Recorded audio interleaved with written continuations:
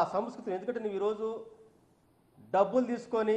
పదవులు పంచే పార్టీలో నువ్వు ఉన్నావు కాబట్టి ఆ సంస్కృతి అక్కడ ఉండితేమో కానీ ఇక్కడ మాత్రం ఉండదు. నువ్వు ఆ పార్టీలో ఉన్నావు కాబట్టి పచ్చకారులోడికి లోకమంతా పచ్చుకున్నట్టు నువ్వు ఆ పార్టీ సంస్కృతిని వైఎస్ఆర్ కాంగ్రెస్ పార్టీతో ముడిపెట్టొద్దని చెప్పి సందర్భంగా నేను హెచ్చరిస్తా ఉన్నావు. మళ్ళీ మళ్ళీ చెబుతున్నావు, నువ్వు ఇదే పనిగా జగన్మోహన్ రెడ్డి గారిని నైతికంగా దెబ్బతీయాలని, ఆయన యొక్క మానసిక స్థైర్యాన్ని దెబ్బతీయడం కోసం ప్రజల్లో పలసం చేయాలని చెప్పేటువంటి దాంతో నువ్వు టీవీ ముందు డిబేట్లు పెడతా ఉంటే నువ్వు ఆకాశానికి సూర్యుడు చుట్టూ ఉమ్మేస్తే తిరిగి నీ మీద పడ్డట్టు ఖచ్చితంగా ప్రజల మొత్తం కూడా గ్రహిస్తూ ఉంటారు. ఏంటి మాణిక్ ప్రసాద్ గారికి పిచ్చి పట్టింది అయ్యింది, ఎందుకు ఇట్లా మాట్లాడుతూ ఉన్నాడు, ఎన్నో సమస్యలు ఉన్నాయి కదా అని చెప్పేసి అని నీ మీదకే చివరికి ప్రజల మొత్తం అసహించుకునేటువంటి పరిస్థితికి తెచ్చుకోవద్దని సందర్భంగా మేము వారికి హితువు పలుకుతూ ఉన్నాం. ఎందుకంటే ఈరోజు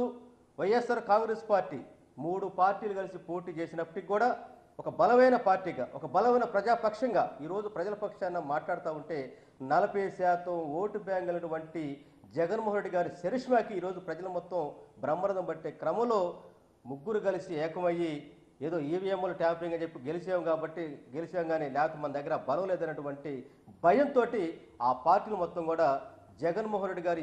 వ్యక్తిత్వాన్ని హరణం చేసే విధంగా ఈరోజు ఒక పద్ధతి ప్రకారంగా వైఎస్ఆర్ కాంగ్రెస్ పార్టీలో పదవులు అనిపించి, వైఎస్ఆర్ కాంగ్రెస్ పార్టీలో ప్రభుత్వంలో పదవులు అనిపించి లబ్ధి